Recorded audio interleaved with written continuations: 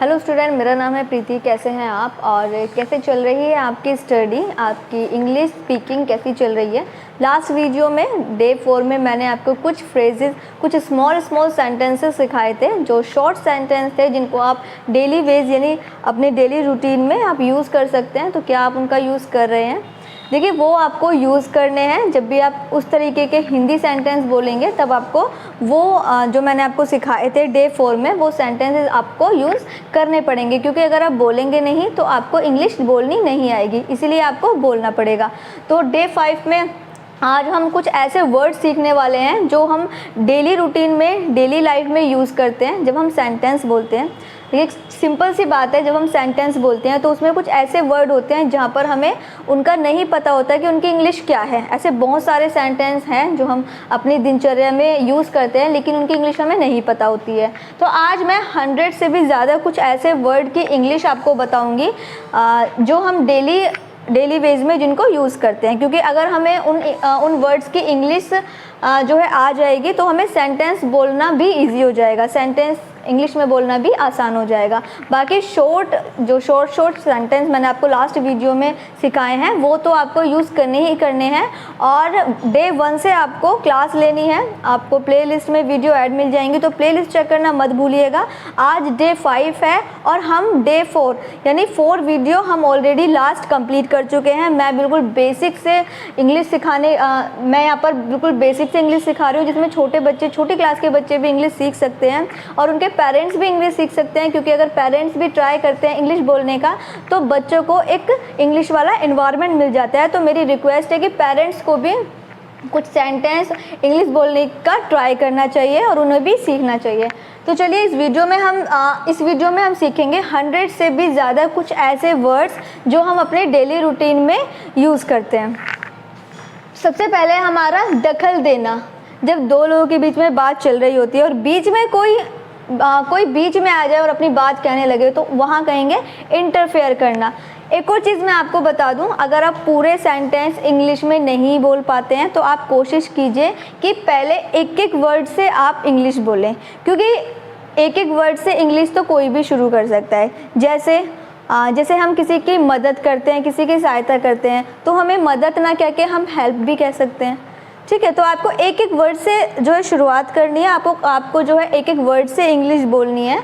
तो और ये वीडियो सभी के लिए है, ऐसा नहीं है कि जो छोटे बच्चे हैं या जो इंग्लिश सीखना चाहते हैं ये उनके लिए, ये सभी के लिए है। चाहे वो पेरेंट्स हो, चाहे वो टीचर हो, चाहे वो स्टूडेंट्स हो, चाहे वो किड्स हो, कोई भी हो, ये वीडियो अब आप सभी के लिए है। क्योंकि हमें पता होने चाहिए कि जो वर्ड्स हम अपने दिनचर्या में इस्तेमाल करते हैं, डेली यूज़ में, डेली लाइफ में इस्तेमाल करते हैं, उनकी इंग्लिश क्या है। तो आज हम इनकी इंग्लिश बनाना सीखेंगे, जिसमें फ़र्स्ट है दखल देना। और दखल देना को इंग्लिश में कहते हैं, क्योंकि ये हमारे आए दिन आता रहता है, कोई ना कोई बीच में जो है दखल देता रहता है किसी ना किसी चीज़ को लेके। तो दखल देने को इंग्लिश में कहते हैं इंटरफेयर। इंग्लिश में कहेंगे इसको इंटरफेयर। आपको याद रखना है और आगे से जब भी कोई दखल देगा, जब भी कोई बीच में दखल देगा, आप बोलेंगे वाई आर यू इंटरफेयर। आप क्यों इंटरफेयर कर रहे हो, आप प्लीज़ इंटरफेयर मत करो। तो इस तरीके से आप एक वर्ड से शुरुआत कीजिए इंग्लिश बोलने की। इसके बाद देखिए जल्दी करना। आपको कहना है किसी को, भाई जल्दी करो, इतना लेट क्यों कर रहे हो, इतना देरी क्यों कर रहे हो, तो आप उसको कहेंगे हरी अप। इंग्लिश में बोलेंगे इसको हरी अप। इसके बाद है चिढ़ाना। अब कोई है जो आपको बहुत ज़्यादा चिढ़ा रहा है और आपको परेशानी हो रही है उस चीज़ से कि कोई आपको दिखा के कुछ ऐसा काम कर रहा है जो आपको पसंद नहीं है, तो उसको कहते हैं इरिटेट करना। इरिटेट। जब भी कोई चिढ़ाएगा तो चिढ़ाने की जो इंग्लिश होगी तो आप बोलेंगे irritate. Why are you irritate me. आप मुझे इरिटेट क्यों कर रहे हो, आप मुझे क्यों चिढ़ा रहे हो, अपना काम करो। इसके बाद है लालची। लालची की इंग्लिश होती है ग्रीडी। GREEDY। ग्रीडी। ग्रीडी को हम क्या बोलते हैं हिंदी में, लालची। और जब भी ऐसा वर्ड आएगा, लालची वाली चीज़ आएगी, क्यों लालची, ये लालची है, तो आप क्या बोलेंगे, he is a greedy man. पालन पोषण करना। पालन पोषण करना से ये जो ये वाला जो पालन पोषण है और एक ये वाला पालन पोषण है, दोनों ही अलग अलग हैं। ये पालन पोषण करना, अपब्रिंगिंग, और पालन पोषण यानी देखभाल। एक होता है पालन पोषण करना भी बोल सकते हैं और देखभाल करना। इसकी इंग्लिश होती है चेरिश। जब किसी की देखभाल करते हैं, उसकी देखरेख करते हैं, तो उसको इंग्लिश में कहते हैं चेरिश। जुनून को इंग्लिश में क्या कहते हैं? जुनून आपका हो सकता है पढ़ाई को लेकर कि भैया मुझे पढ़ाई करनी ही करनी है, मुझे इंग्लिश सीखनी ही सीखनी है, या फिर आप कोई एंट्रेंस एग्ज़ाम की तैयारी कर रहे हैं तो उसका जुनून है कि मुझे ये एग्ज़ाम क्लियर करना ही करना है, तो उसे कहते हैं ऑब्सेशन।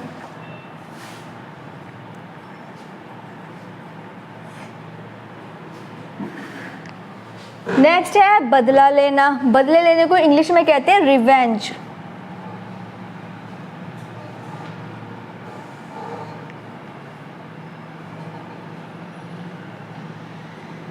रिवेंज।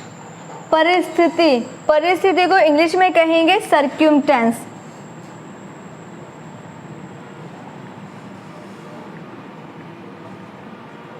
होता है ना कि कभी कभी कहते हैं कि अभी परिस्थितियाँ ठीक नहीं चल रही हैं, अभी समय ठीक नहीं चल रहा है, तो वहाँ हम कहेंगे इंग्लिश में सर्क्यूमटेंस।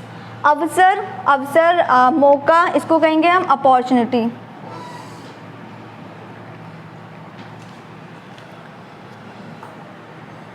जब मुझे मौका मिलेगा तब मैं करूँगा, तो मौका यानी कि वो अवसर की बात जो हो रही है उसको हम इंग्लिश में कहेंगे अपॉर्चुनिटी।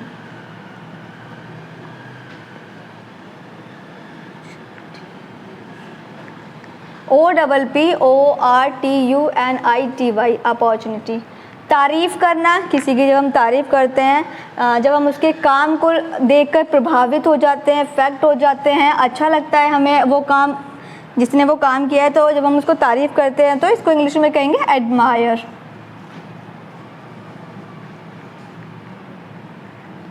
दोष स्वीकार करना, कुछ गलती हो गई है और फिर हम उसको स्वीकार कर रहे हैं अपने पेरेंट्स के सामने, अपने टीचर के सामने कि हाँ ये गलती हमसे हुई है, तो उसको कहेंगे कन्फेस। अगर आप ये जो हिंदी के शब्द लिखे हुए हैं और ये इंग्लिश के जो वर्ड लिखे हुए हैं, अगर आप इन हिंदी के शब्द बोलने की बजाय इंग्लिश के वर्ड्स अगर आप इस्तेमाल करेंगे तो आपको वोकेबलरी प्रॉब्लम आगे नहीं होगी, क्योंकि जब आप सेंटेंस बनाएंगे तब आपको अगर ये वर्ड्स आते हैं, इस तरीके के अगर आपको वर्ड्स आते हैं, तो फिर आपको सेंटेंस बनाने में कोई प्रॉब्लम नहीं होगी। क्योंकि most of the time problem क्या आती है कि जब हम इंग्लिश बोलते हैं तो हमें पता ही नहीं होता कि अब इसकी इंग्लिश क्या होगी, जिम्मेदारी की इंग्लिश क्या होगी, अनुमति को इंग्लिश में क्या कहते हैं। तो यही सबसे बड़ी प्रॉब्लम है जब हम इंग्लिश बोलते हैं कि हमें वर्ड्स का पता नहीं होता कि उसको इंग्लिश में क्या कहते हैं। जब हमारी बोलने की बारी आती है तो हम उस टाइम पर भूल जाते हैं कि अब हम अचानक को इंग्लिश में क्या कहेंगे। तो इसीलिए जो वोकेबलरी प्रॉब्लम है वो आपको पहले ही सॉल्व कर लेनी है। तो इसीलिए सबसे पहले मैं आपको इम्पोर्टेंट वर्ड सिखाऊंगी जो हम अपनी डेली रूटीन में यूज़ करते हैं, जिससे कि जब हम सेंटेंस बनाना सीखेंगे, सेंटेंस बोलना सीखेंगे, स्टोरी ट्रांसलेशन करना सीखेंगे, तो वहाँ आपको कुछ भी प्रॉब्लम नहीं होगी। तो नेक्स्ट है हमारा घुटन। घुटन को इंग्लिश में कहते हैं सफोकेशन।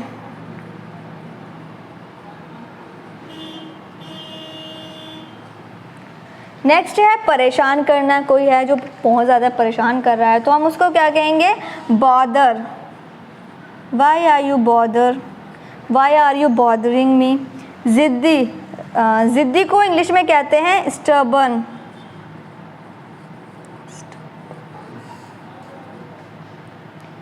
कठिन को इंग्लिश में कहते हैं टफ कहते हैं, डिफ़िकल्ट भी कहते हैं, हार्ड भी कहते हैं।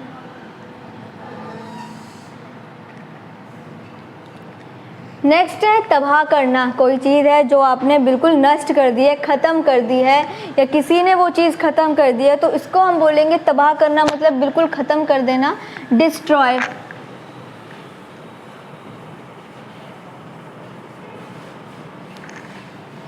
सही साबित करना। अब कोई है जो आपको बोल रहा है बार बार कि आपने ये गलत काम किया है, गलत काम किया है, तो तब तो आपको ज़रूरत पड़ती है कि आप खुद को सही साबित करो। मान लो कोई कह रहा है कि भाई आप झूठ बोल रहे हो, तब आपको बताना होता है, सच्चाई बतानी होती है, सच बताना होता है खुद को सही साबित करने के लिए। तो वहाँ पर आप क्या कर रहे हो? जस्टिफाई कर रहे हो, खुद को क्या कर रहे हो? सही साबित कर रहे हो, मतलब जस्टिफाई कर रहे हो। आवश्यक, आवश्यक की इंग्लिश है कंपल्सरी।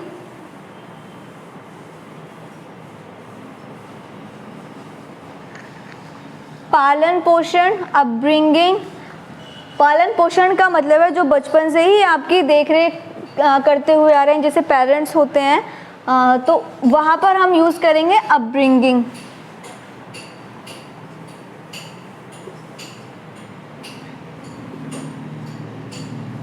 दोनों में फ़र्क है। एक है चेरिश, चेरिश होता है देखभाल करना, पालन पोषण तो यहाँ पर भी है, लेकिन पालन पोषण यहाँ से मतलब है देख रेख करना, देखभाल करना, देख रेख करना। जो आपके भाई बहन भी हो सकते हैं, कर सकते हैं, टीचर्स भी आपकी देख रेख में रहते हैं जब आप स्कूल जाते हैं, और आपसे बड़े जो एल्डर्स हैं वो भी आपकी देख रेख में रहते हैं, तो वहाँ होगा चेरिश। लेकिन पालन पोषण करना, जब बचपन से ही कोई आपका पालन पोषण करते हुए आ रहा है, तो जो कि पेरेंट्स होते हैं जो अपने बच्चे का बचपन से ही उनका पालन पोषण करते हैं, तो वहाँ हमें यूज़ करना है अपब्रिंगिंग। फिर है बोझ, भार। इसको हम क्या कहेंगे? बर्डन। इसको बोलेंगे हम बर्डन। नेक्स्ट है अनुमति देना। अनुमति यानी कि किसी को परमिशन दे देना, परमिशन भी कहेंगे, अलाउ भी कहेंगे। कोई आपसे कुछ पूछ रहा है और आपको बताना है कि हाँ, आप या तो परमिशन होगी हाँ में या फिर ना में, तो परमिशन देना यानी अलाउ करना, अनुमति देना, परमिशन देना, अलाउ करना सेम है। पारदर्शी, पारदर्शी होता है जिसके आर पार दिखाई देता हो, इसको कहेंगे ट्रांसपेरेंट।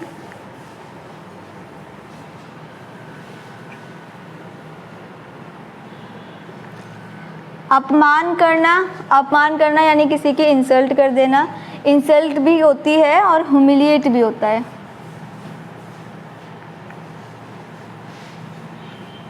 ह्यूमिलिएट करना।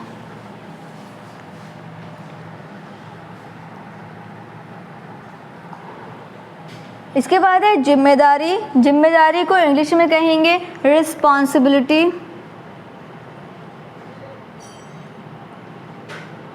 रिस्पॉन्सिबिलिटी।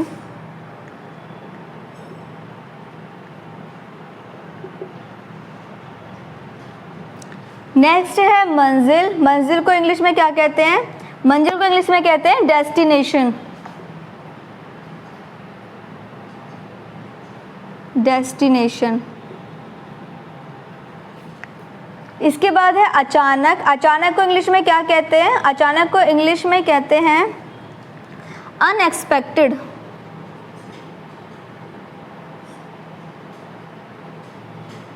अनएक्सपेक्टेड। फिर है भेदभाव करना। भेदभाव करने को इंग्लिश में क्या कहते हैं? भेदभाव करने को इंग्लिश में कहते हैं डिस्क्रिमिनेट।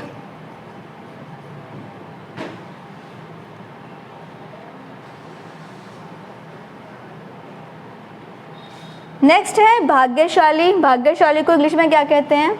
भाग्यशाली को इंग्लिश में कहेंगे फॉर्चुनेट।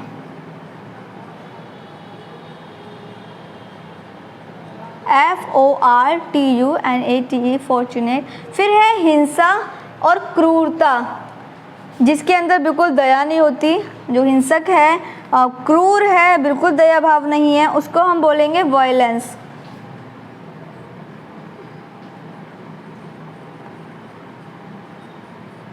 नेक्स्ट है चिंता करना। चिंता करने को इंग्लिश में कहते हैं कंसर्न। चिंता तो पता ही है आपको, पेरेंट्स करते हैं। Concern, CONCERN, concern. आगे हम देखेंगे, यहाँ पर 30 कंप्लीट हो गए हैं, आप ये सबसे पहले नोट कर लीजिए, ये आपको लर्न करने हैं। इसके बाद हम देखेंगे नेक्स्ट वाले 30 के बाद अब हम आगे देखेंगे लक्ष्य। लक्ष्य को इंग्लिश में क्या कहते हैं? लक्ष्य को हम इंग्लिश में कहते हैं गोल। बदतमीज, बदतमीज को हम इंग्लिश में क्या कहेंगे? बदतमीज को इंग्लिश में कहेंगे इंसोलेंट।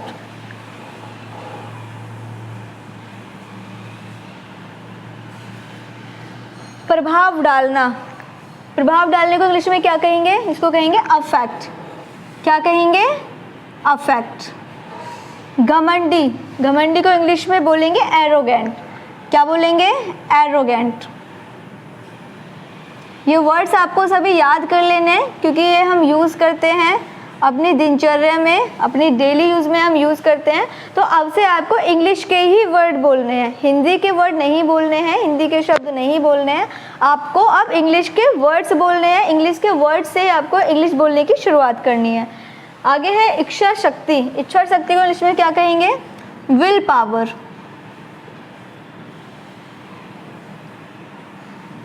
Will power. नेक्स्ट है एकदम सही, कोई चीज़ है जो बिल्कुल सटीक है, बिल्कुल सही है, तो उसको हम बोलेंगे एक्यूरेट।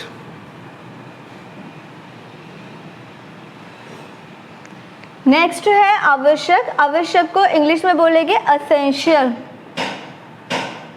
असेंशियल। नेक्स्ट है दृढ़ निश्चय, पक्का इरादा, इसको हम इंग्लिश में बोलेंगे डेटर्मिनेशन। क्या बोलेंगे? डेटर्मिनेशन।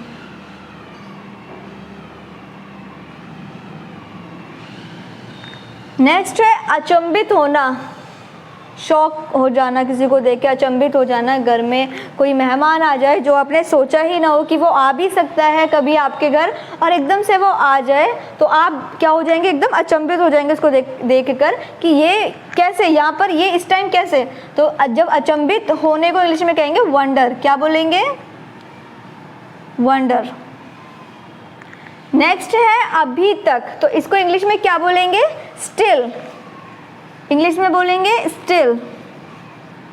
मना करना, कोई चीज़ है तो आप मना करना चाहते हैं, तो आप क्या करना चाहते हैं? डिनाई। मना करने को इंग्लिश में कहेंगे डिनाई। विनम्र, विनम्र को इंग्लिश में बोलेंगे पोलाइट। Always polite. बढ़ावा देना, बढ़ावा देने को इंग्लिश में क्या कहेंगे? इनकरेज। क्या कहेंगे? इनकरेज। स्पेलिंग ध्यान से लिखिएगा, ध्यान से आपको याद करनी है। तमीज़दार, तमीज़दार को इंग्लिश में क्या कहेंगे? तमीज़दार को हम इंग्लिश में बोलेंगे वेल मैनर्ड। Well mannered. चलिए, ये आपको अपनी नोटबुक में नोट कर लेने हैं। नेक्स्ट देख लेते हैं बर्दाश्त करना। बर्दाश्त करने को इंग्लिश में क्या कहेंगे? टॉलरेट।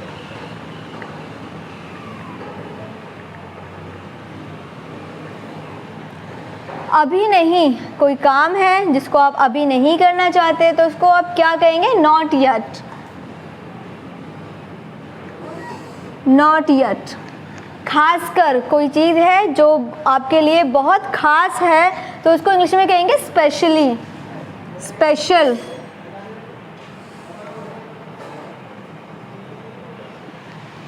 खास लिखा होता है तो स्पेशल, खास कर लिखा हुआ है तो स्पेशली। क्यों नहीं, क्यों नहीं को इंग्लिश में कहेंगे वाई नॉट। आपकी मदर आपसे कोई काम के लिए कह रही हैं और आप वो करना चाहते हो तो आप कहोगे वाई नॉट, क्यों नहीं, क्यों नहीं करूँगा, मैं करूँगा। इसीलिए, इसीलिए को इंग्लिश में कहेंगे that's why.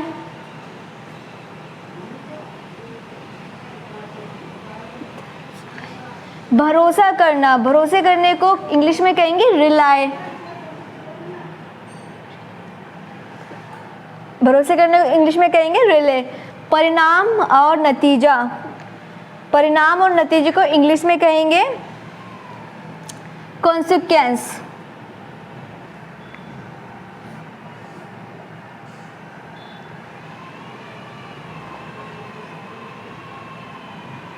Consequence.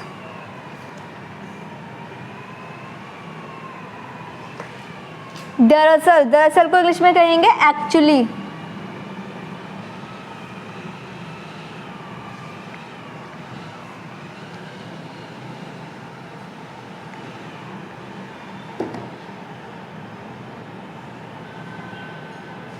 Actually.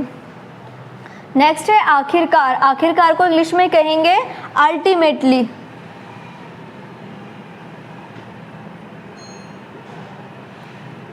Ultimately.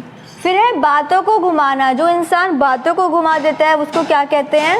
Manipulate person.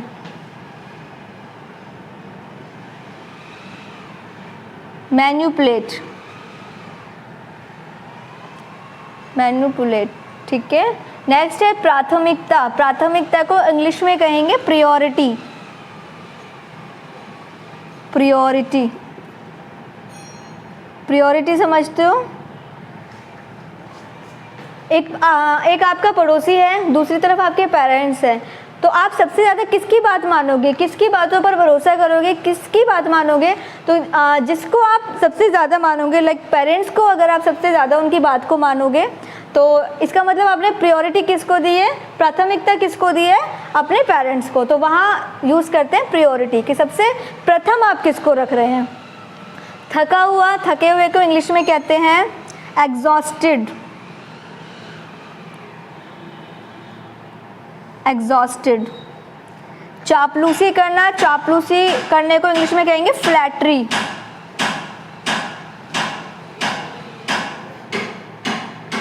Flattery. Next है दिखावा करना। दिखावे करने को इंग्लिश में कहेंगे प्रिटेंड।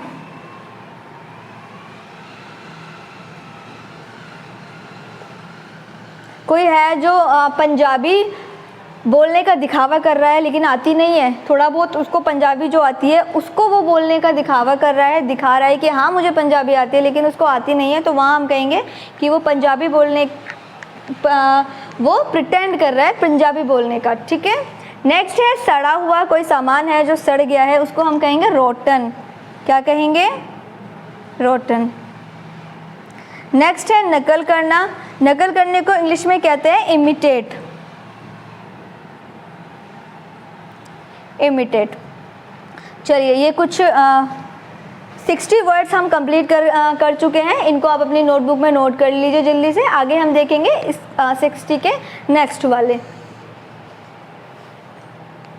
चलिए अब हम 60 के बाद वाले वर्ड्स देख लेते हैं। 61 पर है हम अंधविश्वासी या वहमी, तो इसको हम कहते हैं इंग्लिश में सुपरस्टिटियस।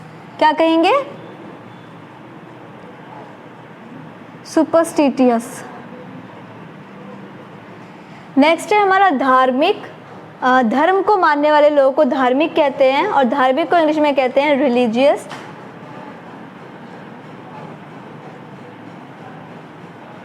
रिलीजियस। नेक्स्ट है सहानुभूति। सहानुभूति को इंग्लिश में हम क्या कहेंगे? सहानुभूति को इंग्लिश में कहेंगे सिंपैथी। सिंपैथी।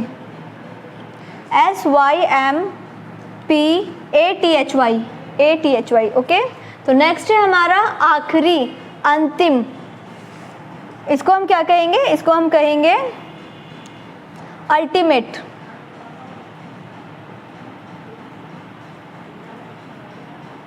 परेशान करना, अनोइंग। क्या कहेंगे? अनोइंग। परेशान करने को इंग्लिश में कहेंगे अनोइंग।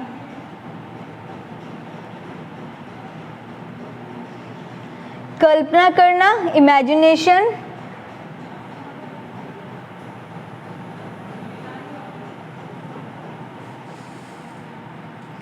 इमेजिनेशन, कल्पना करना। नेक्स्ट है हमारा चक्कर। चक्कर आना, इंग्लिश में इसको कहेंगे डिजी। DIZY, डिजी। भ्रम। भ्रम को इंग्लिश में कहेंगे इल्यूजन। क्या कहेंगे? इल्यूजन। ILLUSION, illusion. तालमेल। तालमेल को इंग्लिश में क्या कहेंगे? तालमेल को इंग्लिश में कहेंगे हार्मोनी।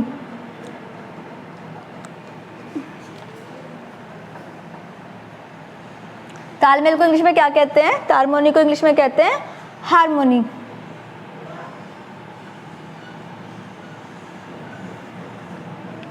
नेक्स्ट है लचीला। लचीले को इंग्लिश में कहते हैं फ्लेक्सिबल। नेक्स्ट है फायदेमंद। फायदेमंद को इंग्लिश में कहते हैं बेनिफिशियल।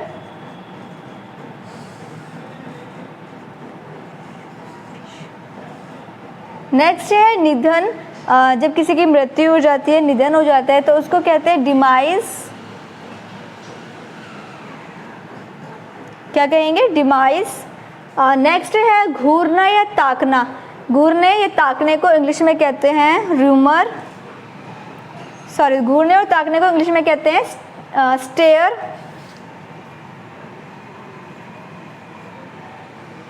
नेक्स्ट है विशेष या खास। इसको इंग्लिश में कहेंगे, विशेष और खास को इंग्लिश में कहेंगे पर्टिकुलर।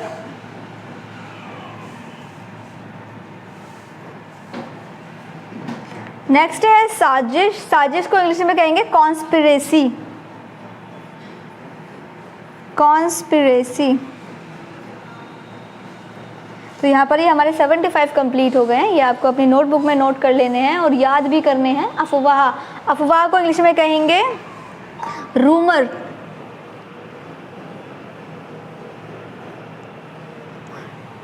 बिना सोचे समझे। बिना सोचे समझे जब आप कोई चीज़ करते हैं तो उसको इंग्लिश में क्या कहेंगे? उसको कहेंगे रैंडम।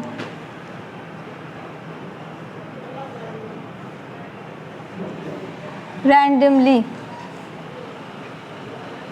नेक्स्ट है समझदार। समझदार को इंग्लिश में क्या कहेंगे? सेंसिबल। नेक्स्ट है जानबूझकर। जानबूझकर इंग्लिश में कहेंगे डेलिबरेटली।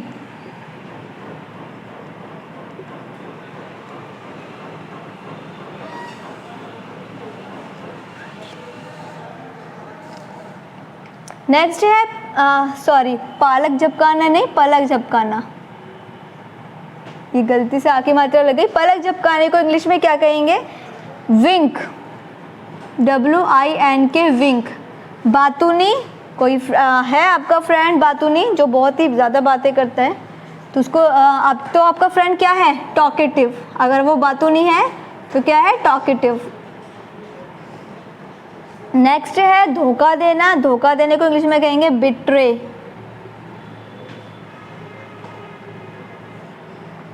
नेक्स्ट है निर्दय। निर्दय को इंग्लिश में कहेंगे ब्रूटल। जम्हाई लेना। जब नींद आती है तो क्या लेते हैं? जम्हाई। और जम्हाई को इंग्लिश में कहते हैं यॉन। मामला। क्या मामला है? क्या बात है? क्या मामला है? क्या बात हो गई? तो मामला को इंग्लिश में कहेंगे मैटर। What's matter? महान। महान को इंग्लिश में कहेंगे ग्रेट। नेक्स्ट है ध्यान। कृपया ध्यान दें। अगर मैं आपसे बोलूं कृपया ध्यान दें, यहाँ ध्यान दें, तो पे अटेंशन। ध्यान को इंग्लिश में कहेंगे अटेंशन। शर्माना। शर्माने को इंग्लिश में कहेंगे ब्लश। गंदा। गंदे को इंग्लिश में कहेंगे डर्टी। शायद। शायद को इंग्लिश में कहेंगे प्रोबेबली।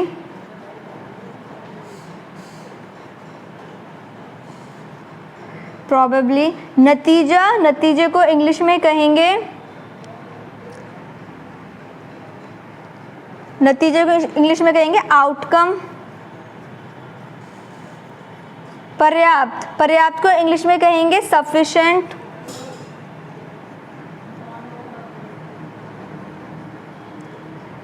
नजरिया। नजरिए को इंग्लिश में कहेंगे आउटलुक। नजरिया कब यूज करते हैं? जिस तरीके से मेरा पढ़ाने का नज़रिया अलग है और किसी दूसरे के पढ़ाने का नज़रिया अलग है, यानी अलग अलग जो चीज़ें होती हैं तो उसको कहते हैं आउटलुक। जो अलग अलग चीज़ें होती हैं, ये नज़रिया, हर किसी का नज़रिया अलग होता है। आप अपने भाई जैसे नहीं हो, आप अपने बहन जैसे नहीं हो, तो आपका नज़रिया सोचने समझने का अलग है, तो उसमें हम यूज़ करते हैं कि नज़रिया। और ये दूसरा वाला था 93 के बाद देख लेते हैं अनमोल। अनमोल को इंग्लिश में क्या कहेंगे? प्रीसियस। PRECIOUS, precious. नेक्स्ट है ईमानदारी। ईमानदारी को इंग्लिश में कहेंगे ऑनेस्टी। उधार लेना, लैंड। दान देना, दान देने को इंग्लिश में कहेंगे डोनेट। क्या कहेंगे? डोनेट। फटा हुआ, टॉर्न, TORN, टॉर्न। पसीना, स्वेट। घिसी पिटी, घिसी पिटी को इंग्लिश में कहेंगे बैनल टॉक्स। कोई बहुत ज़्यादा घिसी पिटी बातें करता है तो इसका मतलब घिसी पिटी हम वहाँ यूज़ करते हैं। तो कोई है जो पुरानी ही बातें लेकर बैठा हुआ है, घिसी पिटी बातें कर रहा है, वही बातें कर रहा है जो हमेशा करता है, तो कभी कभी हम यूज़ कर देते हैं कि भाई घिसी पिटी बातें क्यों कर रहा है। तो घिसी पिटी को इंग्लिश में कहेंगे बैनल टॉक्स। तो चलिए यहाँ पर हमारे 100 वर्ड्स कंप्लीट हो गए हैं। ये आपको अपनी नोटबुक में नोट कर लेने हैं और याद भी करने हैं और सेंटेंस में यूज़ भी करने हैं, क्योंकि इन वर्ड्स का तब तक कोई फ़ायदा नहीं है जब तक आप अपने सेंटेंस में इसको इस्तेमाल नहीं करेंगे। तो आपको ये अपने सेंटेंस में इस्तेमाल भी करने हैं, यूज़ भी करने हैं। और बाकी पुरानी वीडियोज़ देख लीजिएगा। डे 4 में मैंने काफ़ी सारे वर्ड्स सिखाए थे, शॉर्ट वर्ड्स सिखाए थे जो हम डेली लाइफ में यूज़ करते हैं और बहुत ईजी थे, बहुत आसानी से आपको याद भी हो जाएंगे। तो डे 4 की वीडियो आप देखना मत भूलिएगा। बाकी और भी वीडियोस आपको मिल जाएंगी। और एक चीज़ और मैं आपको बताना चाहूँगी, अगर आप मैथ पढ़ना चाहते हैं तो मैथ की वीडियोस हमारे दूसरे चैनल पे अवेलेबल हैं जिसका नेम है संजीव लर्निंग हब। आप वहाँ पर जाके उस चैनल को सब्सक्राइब कर लीजिए, बेल आइकन ऑन कर लीजिए अगर आपको मैथ की वीडियोज़ देखनी है, क्योंकि वहाँ पर सेपरेट वीडियोज़ अवेलेबल हैं। हर एक क्लास के सेपरेट वीडियोज़ आपको सिस्टमेटिकली अरेंज मिल जाएंगे। प्लेलिस्ट चेक करना मत भूलिएगा उस चैनल के, और बेल आइकन जरूर ऑन कर लीजिएगा। बाकी ये वीडियो अगर आपके लिए हेल्पफुल लगा है तो वीडियो को और बच्चों को भी शेयर कीजिए और लाइक ज़रूर कर दीजिएगा और बेल आइकन जो है ऑन कर लीजिए। प्लेलिस्ट में सभी वीडियो ऐड हैं तो एक बार प्लेलिस्ट ज़रूर चेक कर लीजिएगा।